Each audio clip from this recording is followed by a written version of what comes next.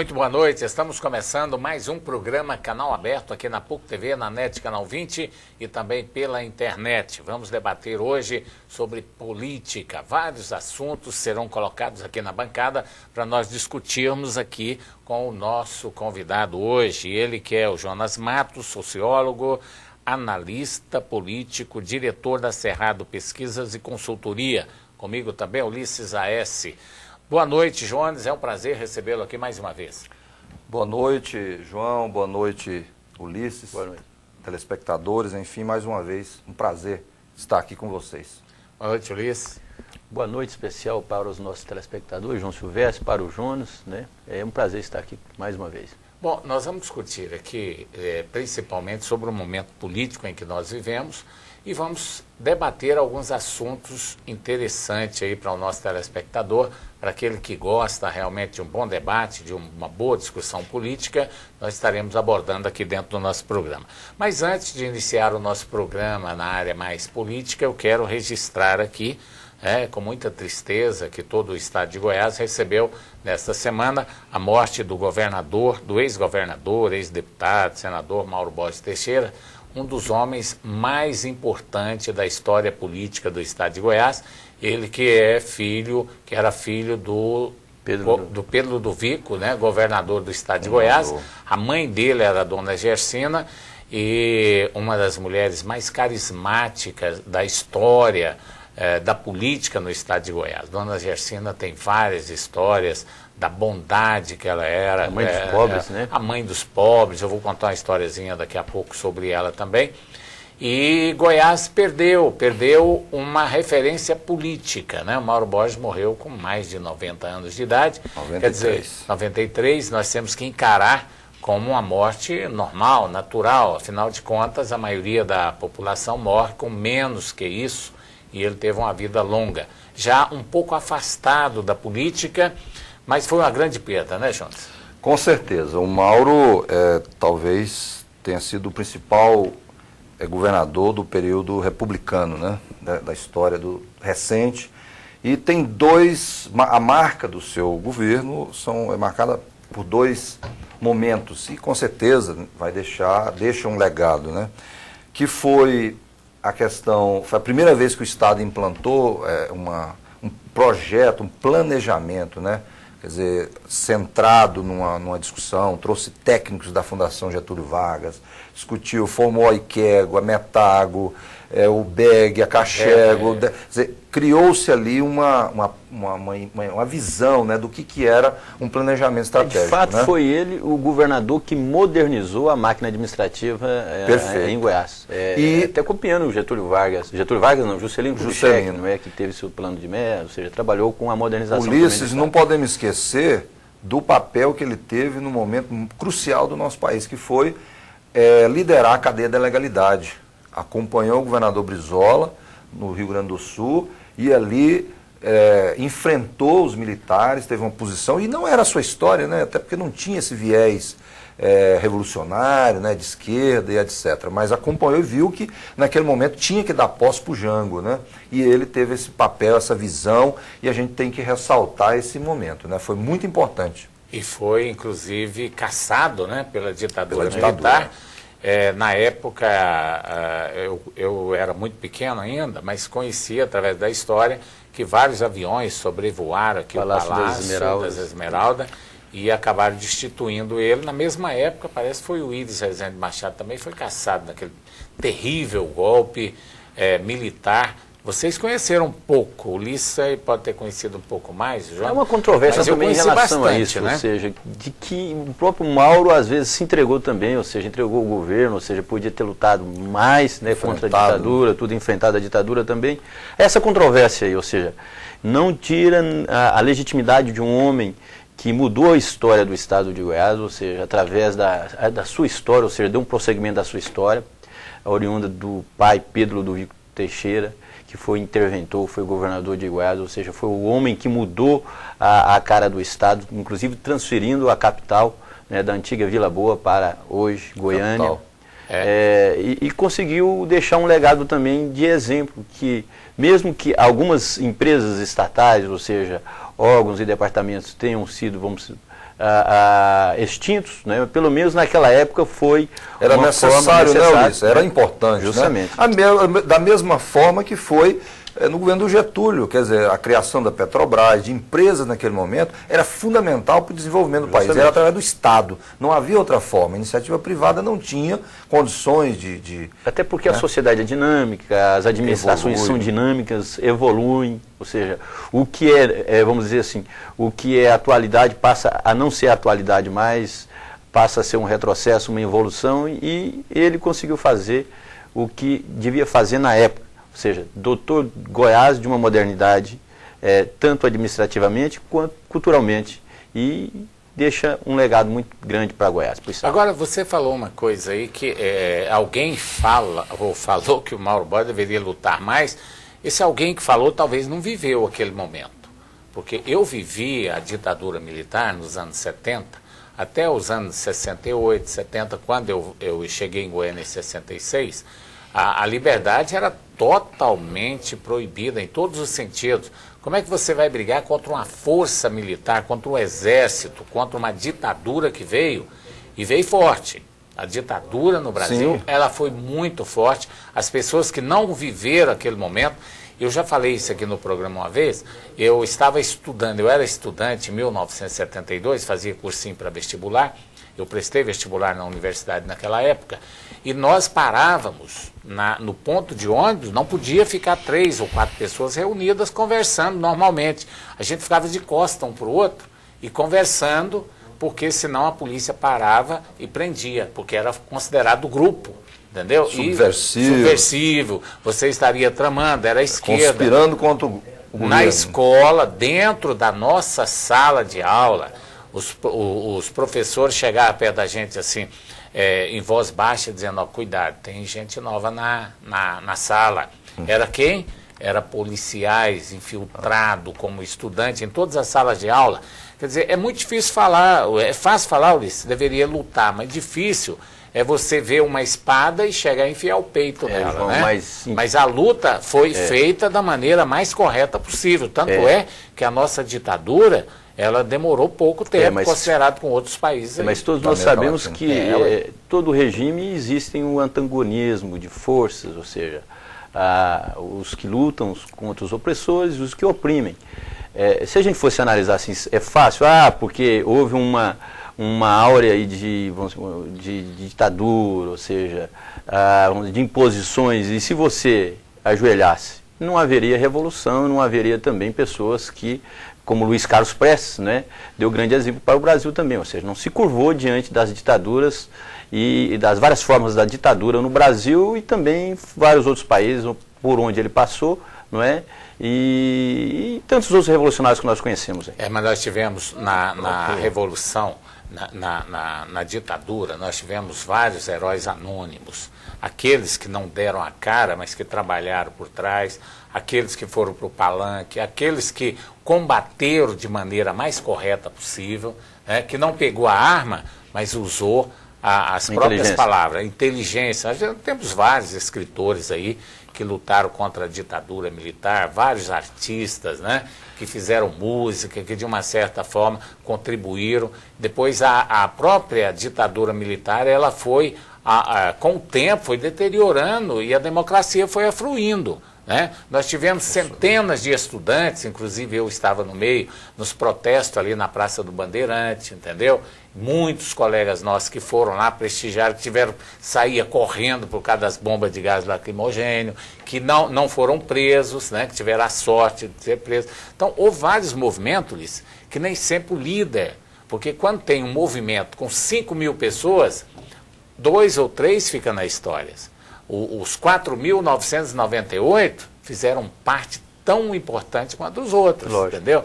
Então, eu acho que a democracia tem esse fator, foi uma grande conquista do povo brasileiro. Claro, e aí a ditadura é algo que nós não queremos que volte, um regime que inviabiliza, né, a juventude, a participação, a cultura, né, tudo ficou, de certa forma, ruim, né, nesse aspecto. Então, acho que nós temos que pensar daqui para frente. Houve a redemocratização, Nós já tivemos aí várias eleições, né? Tivemos aí o impeachment de um presidente, grandes conquistas, enfrentamentos. Eu acho que nós avançamos muito no campo dos direitos humanos, né? Na questão da democracia, e nós temos que, ela tem que ser o norte daqui para frente. Nós temos que trabalhar nessa perspectiva de aprimorar a democracia, funcionamento das instituições, do ponto de vista da sua organização. Aí é que entra, inclusive, entraram pessoas como o próprio Mauro Borges, Henrique Santilo, o próprio ex-governador Iris Rezende, ou seja,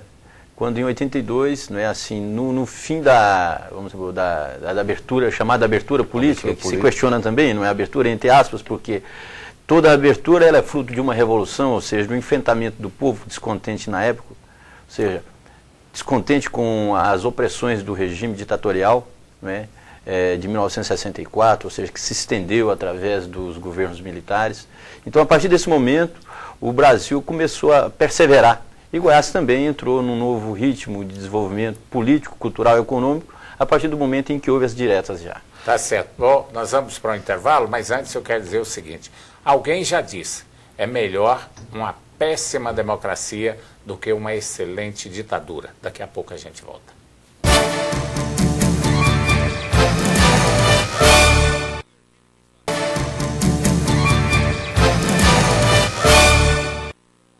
Bom, nós estávamos falando aí sobre a ditadura militar, acho que foi bem esclarecido isso aí, né? Depois dessa fantástica ditadura aí, que Deus a tenha longe de nós, né, nós tivemos aí a abertura, mas na realidade, o Jonas Matos e Ulisses Aécio, eu acho que a democracia no Brasil começou no ano de 1990, com a eleição de Fernando Collor de Mello. Foi quando todos nós pudemos votar. Depois de 30 anos, né? Depois de 30 anos, nós podemos votar aí para a presidência da República. Aí nós vamos realmente votar em todos os níveis, né? Votamos para presidente, deputados federais, estaduais, senadores, prefeitos. Aí começou a democracia e que a cada dia que passa vai conquistando seu espaço na política brasileira. Vai conquistando, João, porque como o Ulisses muito bem colocou, a sociedade ela evolui, tem demandas, né? E é preciso entender que existem as demandas da sociedade moderna, né? E até precisa evoluir, o Congresso Nacional tem que evoluir, o Supremo, as instituições precisam funcionar e entender que determinados tipos de demandas e de reivindicações são legítimas. E é preciso compreender essa realidade. Por isso que o Congresso tem que ser dinâmico, ou seja, a partir do momento em que a população exige, ela sabe das mudanças, não é? Para você ter uma ideia, por exemplo, o Brasil há bastante tempo carece de uma reforma tributária, não é? Que fica empacada no Congresso Nacional, ou seja, há entidades, organismos, instituições que cobram essa reforma tributária. Da mesma forma que cobram também uma reforma política mais autêntica, ou seja, que realmente assemelha a cara do Brasil, né? Então são essas mudanças pontuais que às vezes assim elas são proteladas de acordo com o tempo, porque há um interesse corporativo nos poderes, principalmente no poder legislativo, que é ele que é responsável por essa legislação, essa produção dessa legislação que pode mudar, inclusive, vamos dizer assim, o ritmo da vida pública no Brasil, né? Então eles fazem o quê? Eles fazem com que essas mudanças sejam narcotizadas, sejam adormecidas, proteladas, até que o povo cobra, não é? E consegue, da mesma forma como foram as eleições diretas, ou seja, a partir do momento em que a sociedade, os partidos comunistas, ou seja, os partidos de esquerda, os partidos socialistas, mirados em exemplos internacionais, começaram a ver que era necessário uma abertura política no Brasil, cobraram, foram para as ruas, exigiram e fizeram valer as suas reivindicações. Tanto é que o próprio governo, através dos próprios militares na época, resolveram, não é, pressionados a promoverem essas mudanças aí, que tiveram Mauro Borges, próprio Pedro Ludovico, que era legalista também na época, mas era uma pessoa assim, uma grande liderança política, o Iris Rezende, que saiu de uma cassação política muito grande, e outros políticos que estão atuantes até hoje aí, no Brasil. E para que a democracia ela realmente seja mais ampla, mais justa, já tem projetos aí de reforma política, né? E esse projeto de reforma política, segundo o deputado Henrique Fontana, relator da reforma política, afirmou que os principais pontos do tema deverão ser votados pelo plenário da Câmara nos dias 9 e 10 de abril, portanto, está chegando aí. A questão foi debatida na reunião de líderes com o presidente da Câmara, Henrique Eduardo Alves, do PMDB do Rio Grande do Norte. Segundo o relator, as votações deverão ocorrer mesmo sem acordo. Se a gente esperar um acordo para votar a reforma política, nós não votaremos a reforma política nas próximas 10 gerações. Foi o que disse aí o Fontana. Eu não sei se esse governo... Um dos pontos é o financiamento público de campanha, né, que é um dos pontos mais importantes que a maioria dos deputados, senadores e a população, de uma forma geral, acredita que deverá ser um dos pontos aprovados. E a outra será a discussão de passar para 5 anos o mandato e coincidir as eleições, a unificação das eleições. Bom, opinando aí já, Jonas, você acha que há possibilidade dessa unificação? Bom, primeiro eu gostaria de dizer que esse governo que aí está não tem interesse em fazer reforma política. Se quisesse, já tinha feito. Tá bom pra o governo Lula, nos 8 anos, teve apoio no Congresso maciço, não mexeu nisso. A Dilma tem apoio popular, está aí mais popular do que Deus, né? Quer dizer, não tem... É aquele velho ditado, né? Em time que se está ganhando, não se mexe. Então para que mudar a estrutura partidária se é necessário para ter um sistema, uma reforma política? Você tem que mudar a estrutura dos partidos. Não é possível. Os partidos são propriedade, as pessoas são donas dele. O próprio PT fez uma festa muito famosa em Brasília, ou seja, em São Paulo também, ou seja, os 10 anos de poder, né? Ou seja, então demonstra claramente como você vai mexer, mudar uma estrutura onde você já tem 10 anos de poder e pode se perpetuar por mais alguns anos. Você tem aqui, Ulisses, o voto ele é proporcional.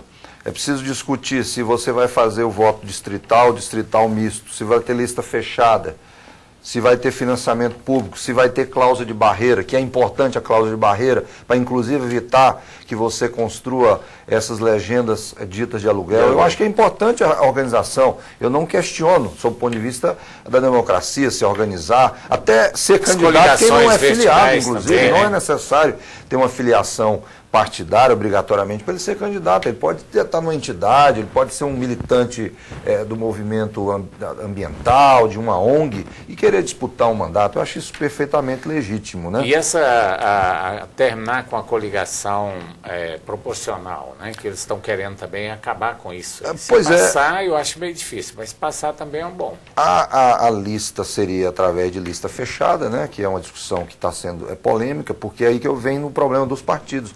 Porque como tem os donos que controlam as legendas e as eleições internas, ele vai prestigiar os camaradas, os companheiros ali naquela lista. Então esse é um problema que precisa ser enfrentado dos partidos. O financiamento público, de certa forma, o Estado brasileiro já contribui com isso. O fundo partidário não deixa de ser.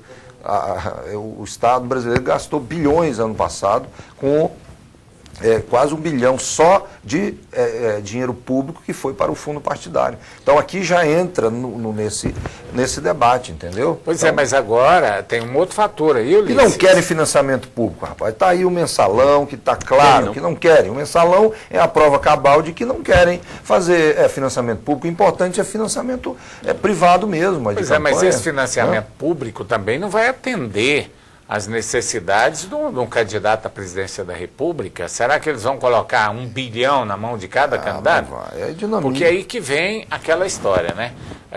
Uma candidatura vitoriosa à presidência da República custa muito dinheiro.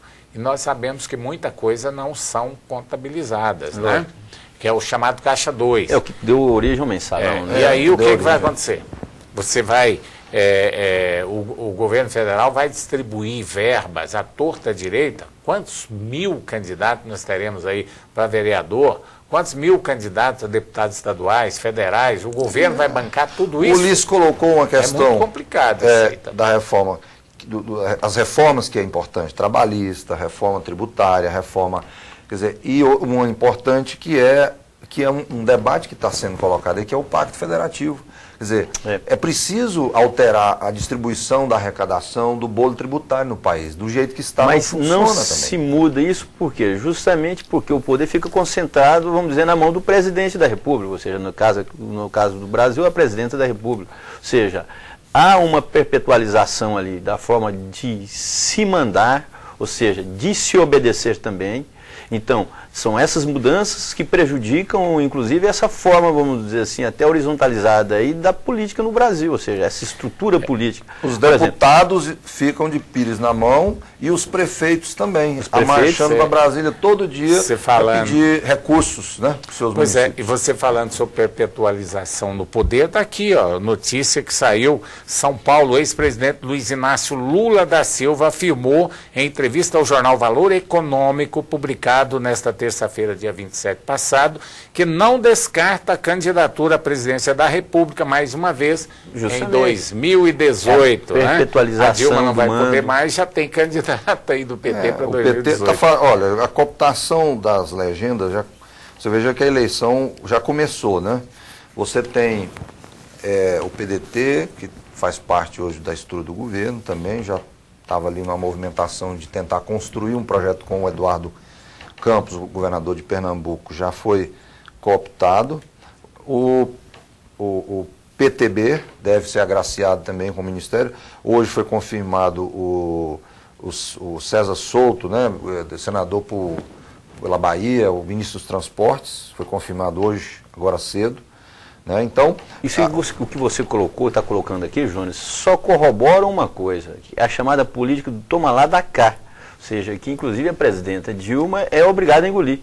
E eu digo uma coisa para você, João Silvestre, e você também, telespectadores, porque tem observado isso, a presidenta Dilma, ela não é de compactuar com esse tipo de política, mas o problema dela é o seguinte, ela pegou um mandato, ou seja, já, vamos dizer assim, nesse rabo de foguete aí, e teve que perpetuar ele também. Por quê? Porque é uma política desenvolvida pelo PT, pelo Partido dos Trabalhadores, pelo PMDB, não é? Pelo PSDB também, ou seja, pela estrutura partidária no Brasil, ela não dá outra possibilidade para você, a não ser que você faça esse tipo de acordos, dessas coalizões, dessas coligações, para que você se mantenha no poder. Aí você tem que fazer o quê? Você tem que ficar favorecendo. A construção da hegemonia nessa concepção do PT é isso, né? Você faz a cooptação das lideranças, do movimento social. O movimento estudantil não existe no Brasil mais. Sindical não existe. Sindical fragilizado. Totalmente fragilizado. Está todo ele fragmentado e ao mesmo tempo cooptado. Boa parte dessas lideranças estão no governo, estão fazendo parte do governo. Então você tem uma estrutura extremamente cooptada e fazendo parte desse projeto, né? E isso inviabiliza qualquer possibilidade. Hoje a oposição, o grupo de oposição, só vão conseguir construir um projeto de uma candidatura, Ulisses, telespectador, se houver uma divisão da base do governo, se houver essa cooptação, senão você não consegue. Nós vamos continuar com esse assunto aqui daqui a pouco, depois do intervalo comercial.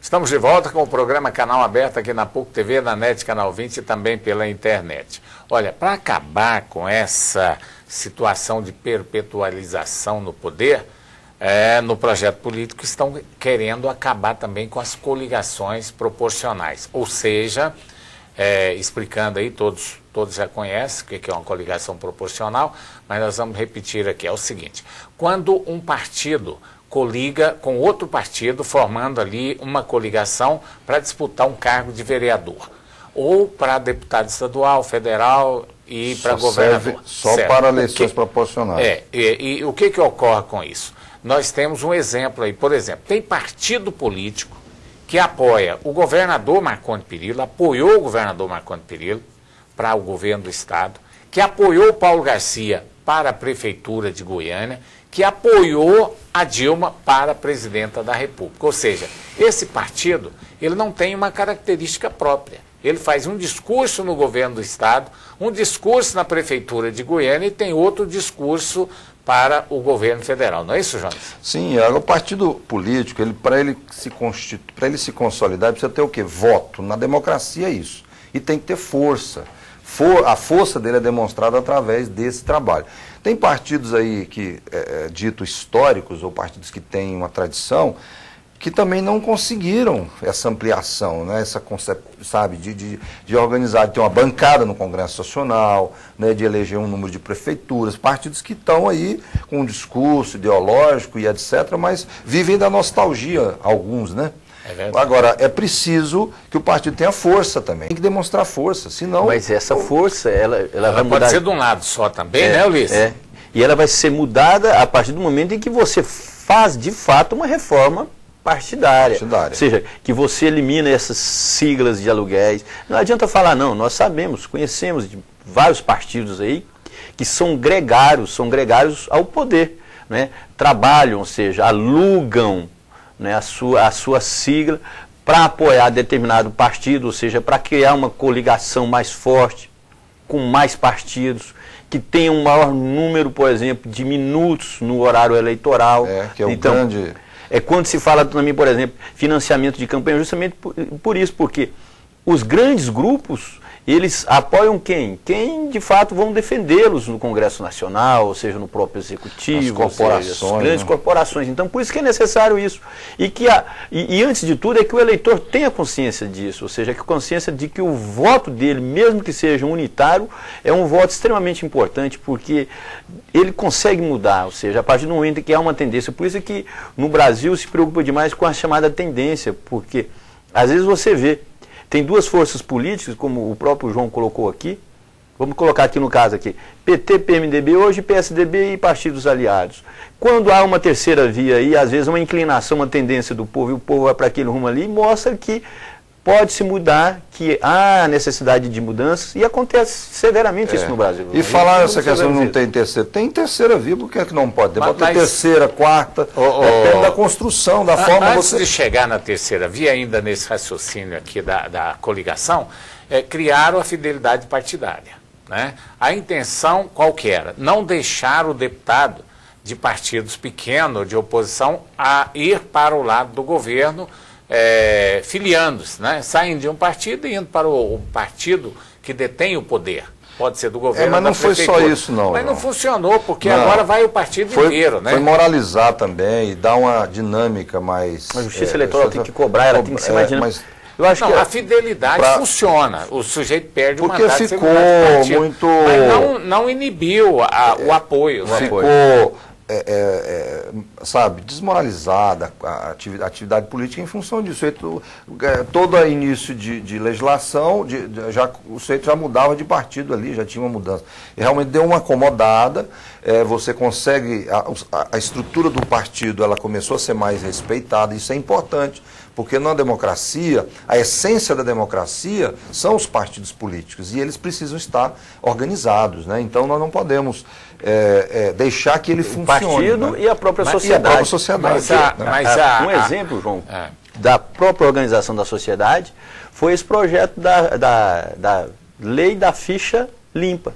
Ou seja, é um projeto popular, ou seja, que mudou inclusive a concepção hoje dos políticos em relação ao trato público, né, ao trato político, mostrou a força da organização da população, ou seja, mesmo através de entidades, de organismos, através das chamadas redes sociais. Nós pegamos aí, por exemplo, um grande exemplo aí, essa emenda, esse protesto público no Facebook, no Twitter, nas chamadas redes sociais aí, contra o presidente do Senado, o Renan Calheiros, ou seja, que conseguiu coletar mais de 1.600.000 assinaturas, ou seja, para tentar tirá-lo do cargo. Ou seja, então veja bem, a partir do momento que essa mobilização, que a sociedade ela tem os seus, vamos dizer, os seus mecanismos de defesa, e nós dizemos redes sociais por quê? Porque nos veículos de comunicação tradicional, ou seja, você sabe, o povo não tem essa força, TV, né? Não tem essa agilidade. Nas redes sociais, que não há um controle por parte do governo, há essa forma eficiente de você cobrar do próprio poder público. A situação das redes sociais, do Twitter, do Facebook, eu participo, é bem diferente da iniciativa privada, mesmo porque o proprietário de emissora de rádio e de televisão, ele não é partidário, ele também não pode se expor, né, Ulisses? Que muita gente também não pode se expor no Twitter, no Facebook. Eu acho que a Justiça Eleitoral errou nessa eleição em querer querer regulamentar uma legislação para a internet, como se algo a internet não tem esse controle, deixar, eu acho que... propaganda na internet. Isso é livre, é livre. Eu posso montar um site lá nas Ilhas Caimã e fazer propaganda aqui que não vai ter... Acho que deveria ter o controle só da moralidade, né? Aquilo que é normal, mas não, do abuso, do só vai ter campanha na internet tal dia. Não existe. A internet não tem essa função. Trabalhou, tentou se fazer um erro, e tem que ser revisto esse ponto da legislação com relação a essa questão de controle da internet. Eu quero voltar só um pouquinho do rádio e da televisão, porque eu faço parte disso. É o seguinte, o rádio e a televisão, ela não pode ter uma tendência, né? Ela não pode vir publicamente, né? Ela tem que ser o mais imparcial possível. Ela não pode chegar aqui e falar, vamos tirar o Sarney, vamos tirar... Isso não. Essa não é a função dos meios de comunicação. Meios de comunicação é fazer o que nós estamos fazendo aqui, fazer um debate saudável, sadio, né? Esse é que é o mais importante. Não é, mas já fizeram, né, João? Em um determinado momento teve lugares no Brasil, nas eleições presidenciais, mesmo ficou claro no debate entre o Lula e o Collor, qual que era a tendência naquele momento de algumas redes de televisão na época. Aquilo ali ficou claro. Agora, voltando a esse assunto, eu acho interessante o seguinte, se acabar com as coligações proporcionais e se colocar as eleições no mesmo período, né, coincidir as datas... Eleições gerais. Eleições gerais, aí o que nós poderemos ter são vários nomes disputando. Cada partido vai lançar o seu candidato, os seus candidatos a deputados, a senadora... Você pode aumentar para 5 anos, né, o mandato. As oportunidades vão ser maior para todos os partidos. Aí sim é que nós vamos ver realmente quem é aquele que tem a característica partidária ou aquele que é de aluguel. Mas não sei se vai ser possível mudar para isso aí sem se convocar uma constituinte, talvez, não sei, só para o projeto de emenda constitucional se altera essa legislação. Talvez teria que fazer um debate maior e que fosse discutir o Pacto Federativo, porque inclusive tem cláusulas pétreas, né, que não podem ser mexidas, né? Federativo, e que, vamos dizer assim, todas as grandes lideranças tivessem, por exemplo, o espaço que a gente cobra aqui, por exemplo, dos veículos de comunicação, é justamente isso, porque há a tendência de manipular, ou seja, de dar espaço apenas para aqueles, não é, que se julgam, vamos dizer assim, aptos para desenvolver aquela atividade política, ou seja, o lobby, vamos dizer assim, abrir bem claramente, o lobby. Porque a partir do momento em que nós sabemos que a sociedade brasileira ela trabalha em cima de um líder e nós sabemos que não existe esse grande líder no Brasil hoje, a não ser o ex-presidente Luiz Inácio Lula da Silva, não é? O próprio Fernando Henrique Cardoso é um líder, está sempre nas hostes empresariais, dando palestra, conversando com os setores empresariais, mas não tem esse carisma que tem o ex-presidente Luiz Inácio Lula da Silva. Mas é necessário que a gente também fuja desse esquema de achar que a salvação do Brasil está num líder político, ou seja, num líder carismático, então num salvador da pátria. É necessário que haja uma profissionalização da política, não é? E que cada dia o eleitor, e aí você falou do carismático, do líder carismático, o Weber, que é um dos cientistas políticos mais importantes, contemporâneos e analisados, fala muito bem, utiliza muito esse termo para definir, né, essas lideranças. E caminha, né, ele coloca esse aspecto, que nós estamos trabalhando e talvez seja esse o caminho nosso, sabe, Ulisses? É o voto racional, é a participação através das ideias, né, da discussão, analisando a liderança através da perspectiva, não analisando com a emoção, com o coração. Quer dizer, ele tem que pensar que esse camarada ele está imbuído e ele tem compromisso com aquela mudança. Mas também, né, essa liderança nacional, essa grande liderança que nós não temos, talvez não seja tão salutar assim, né? Nós tivemos agora o exemplo aí do Chávez, o grande Deus da Venezuela, e o país está lá à beira da falência. Mas é o que eu falo, porque há essa figura que o Ulisses está falando e que o Weber coloca, esses líderes não têm espaço para isso, né? Quer dizer, nós não podemos... João, mas a gente exige também, vamos dizer assim, eu acho que o bom senso exigiria, no caso, um líder carismático mais inteligente, né? Aí, com visão, internacional, não feito com a visão e transformar, como o Chaves foi um atraso. O país está numa dificuldade, retrocesso, né? Quer dizer, o populismo e o culto à personalidade, que são marcas da política latino-americana, é de fato realmente um atraso para a nossa democracia. Stalin fez esse culto à personalidade, Mao Tse-tung também fez esse culto à personalidade. Vamos para mais um intervalo comercial, daqui a pouco a gente volta, o assunto está ótimo hoje, estamos debatendo um assunto muito interessante. Eu tenho certeza que o telespectador também está aí, ó, com uma vontade louca de dar a opinião dele. Infelizmente, nós não temos, né? A televisão ainda não tem essa... Não, mas está lá o e-mail. Interagir, mas o endereço. Passar o e-mail para a gente. Tá certo? Daqui a pouco estaremos de volta com mais um Canal Aberto aqui, com mais um bloco do nosso programa Canal Aberto.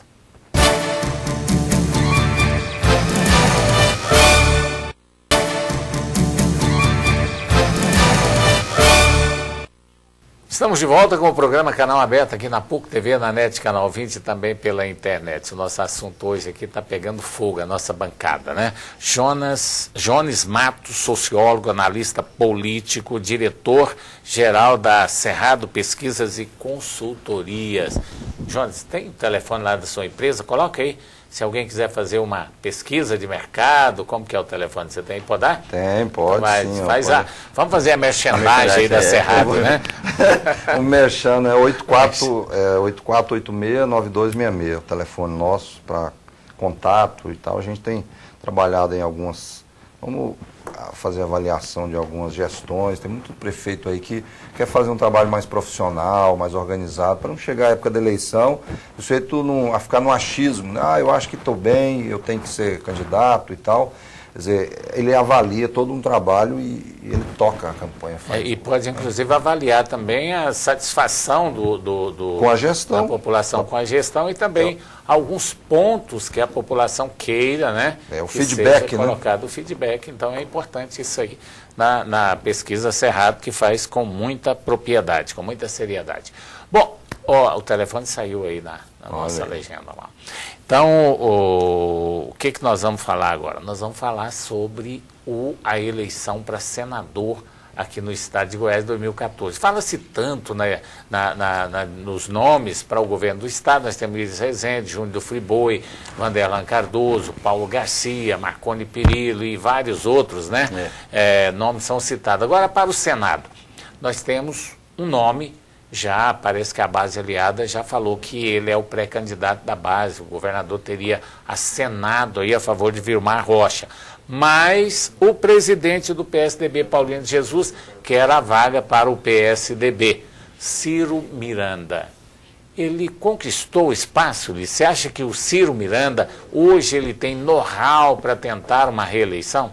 Eu acho que desses três senadores aí, é o senador assim que tem menos influência, vamos dizer assim, no Senado, ou seja, na própria política do estado de Goiás, está galgando, ou seja, não tem demonstrado assim também um certo desligamento das suas atividades no Senado, não.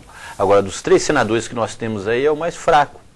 Em relação a essas atividades, ou seja, em apresentação de projetos, ou seja, de ocupação também da própria tribuna do Senado. O Wilder já está melhor que ele? O Wilder já está assim, melhor. Até porque o que se faz um parlamentar, João Silvestre, Jones, telespectador, não é somente, vamos dizer assim, o conteúdo, a oratória dele, não. Ou seja, é toda a sua assessoria, não é? Se cerca de assessoria boa.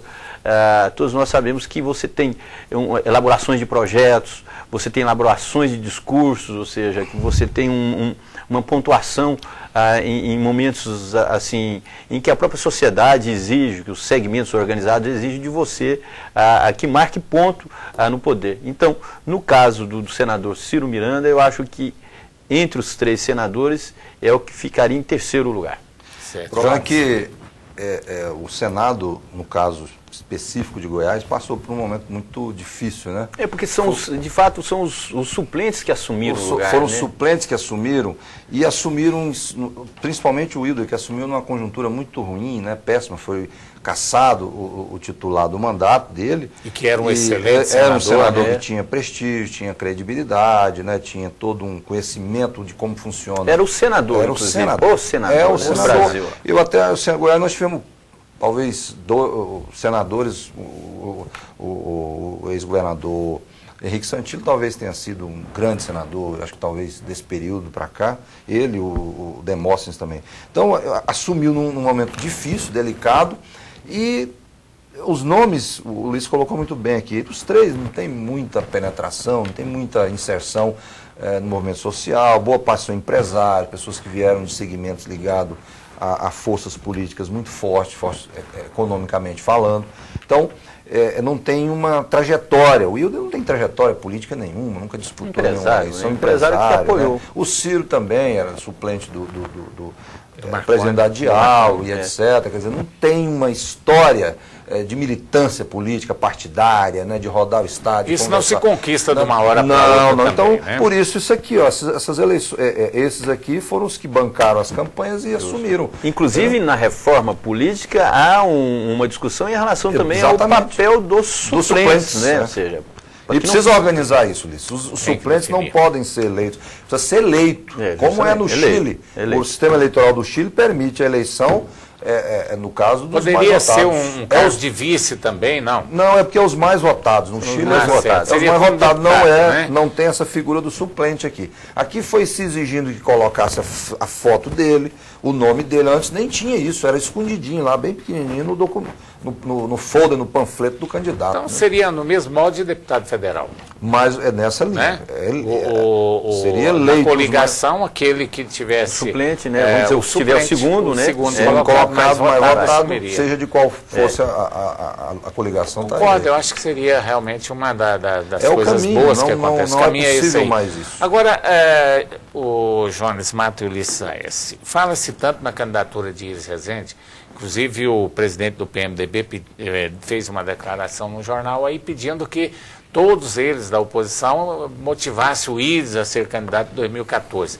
Para mim, o Iris vai ser candidato ou a governador, que eu acho que é o mais provável, e uma segunda linha a senador da República, né? Mas a tendência hoje seria de senador, seria de governador. Vanderlan Cardoso, para mim, cometeu um erro gravíssimo. Primeiro, em filiar no PMDB, e mais grave foi sair do PMDB. E mais grave será se filiar ao PSC num momento tão duro desse aí. Se ele filiar no PSC hoje, um partido que não tem muita expressão política... E parece que vai para o PSC mesmo. Pois caminha para isso. Mas ele só terá uma oportunidade aí se ele, junto com o Ronaldo Não, Caiado, eleição para governador precisa ter estrutura partidária forte, partido que tenha presença nacional, sobretudo. Por isso que há um processo aí em discussão aí, em gestação aí, que pouco se fala, mas já se vê, é que o Iris pode ser candidato ao Senado e apoiar uma candidatura, por exemplo, de um empresário famoso aí, influente como o Júnior Friboi, né? Quem sabe o Vanderlan também apoiar essa candidatura, ou seja, como uma forma de pegar esse colosso todo aí, essa força aí toda que está hoje enraizada na mão e na estrutura mantida pelo atual governador. Deixa eu fazer essa pergunta para você. Você é da Cerrado, consultoria, né, pesquisas. Uma eleição para governador ou para senador, um dos fatores que pesa muito é a chamada pesquisa eleitoral, né? O Iris Rezende, em todas as pesquisas que fizerem, a possibilidade de liderar é muito grande. Aí você coloca o nome de Iris Rezende, Júnior do Friboi, Vanderlan Cardoso para governador. O Iris vai sair despontado na frente. É o mais conhecido, né? Certo, é o mais conhecido, disputou mais vezes, foi governador, ministro e tal, é natural que ele seja. Aí a oposição, no caso, o PT, o PMDB, apostaria em Júnior do Friboi, mesmo ele não estando bem na pesquisa, e o Iris para senador? Se tivesse o apoio do Iris, eu acho que sim. Depende da conjuntura, né? Não sei qual que é o projeto. Eu entendo que é óbvio que quem quer ser governador, candidato a governador, ele tem que se viabilizar. E a viabilização é através de juntar garrafinhas aí, né? Até porque, João, vamos pegar assim, fazendo uma análise retroativa aqui. O Íris Rezende foi candidato ao governo nas eleições passadas porque o Henrique Meirelles não quis ser candidato ao governo. Porque se o Henrique Meirelles... Eu acredito que sim. Pelo menos o que foi colocado aí, ou seja, foi pontuado. Mas foi colocado, foi pontuado. Se o Henrique Meirelles batesse o pé e falou, já que o Íris falou para todo mundo, nos veículos de comunicação inclusive, que se eu fosse candidato, ele apoiaria, então eu sou candidato. O problema é o seguinte, o problema é que o Íris também tem aquela dúvida dele. Eu vou entrar numa disputa para perder novamente, ou seja, mesmo que as eleições, todos nós sabemos que numa eleição passada para o governo do Estado, o Maguito Vilela aparecia em primeiro lugar em relação ao Marconi Perillo, quando o Marconi disputou, parece-me que o segundo mandato ou o segundo mandato dele. Olha, uma vez... bem, Olha, mas essa situação não é assim. O Jaime Lerner foi governador do Paraná, tinha meia dúzia de prefeitos apoiando ele. Então, ele não tinha estrutura, então isso é muito... Então, aconteceu com o Marconi também, você pega uma figura como o Júnior pode construir com o PSB e outras forças políticas, porque está tendo um projeto nacional com a candidatura do Eduardo Campos, para formar palanque, é possível que ele continue, porque de repente ele também não vai entrar numa dúvida, vai para o PMDB, de repente os caras lá não deixam ele ser candidato, inviabilizam. Eu duvido. O Íris continua no controle da situação. E eu posso estar errado, viu, Jones, mas eu acho que o próprio Júnior do Friburgo já começou a fazer a campanha extemporânea. Ele está fazendo a campanha dele. Antes, não fez uma base, né? O Íris deve ser candidato a governador, eu acho que há esse sentimento aí e o próprio PT deve construir com ele aí um projeto. Talvez junte-se aí o DEM aí com o Ronaldo Caiado, o PSB e o próprio Vanderlan e construir um outro projeto que eu não chamaria de terceira via. Porque se você for colocar, existem quantos candidatos, João Silvestre? Acho que já existem 8 candidatos. Por aí, São 7 candidatos contra um. Você sabe.